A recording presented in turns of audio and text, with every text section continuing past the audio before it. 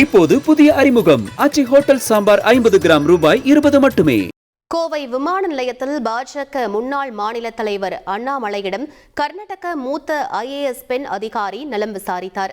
பாஜக தேசிய செயல் தலைவர் நிதின் நபினை வழி அனுப்புவதற்காக அண்ணாமலை விமான நிலையம் வந்தபோது அவரை அந்த IAS பெண் அதிகாரி சந்தித்து தங்களை நினைத்து பெருமைப்படுவதாக கூறினார். தொடர்ந்து அவரை மாநில பாஜக தலைவர் நயினார் நாகேந்திரனிடம் அண்ணாமலை அறிமுகப்படுத்தினார். Dr. Mamta, IAS, Karnataka. Madam, how are you? Fine, thank you. You forgotten me. Yeah, proud of you.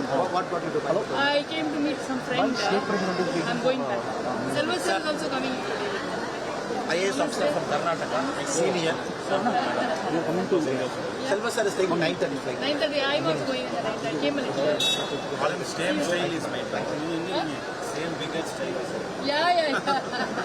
Very இப்போது புதிய அறிமுகம் ஆச்சி ஹோட்டல் சாம்பார் 50 கிராம் ரூபாய் 20 மட்டுமே.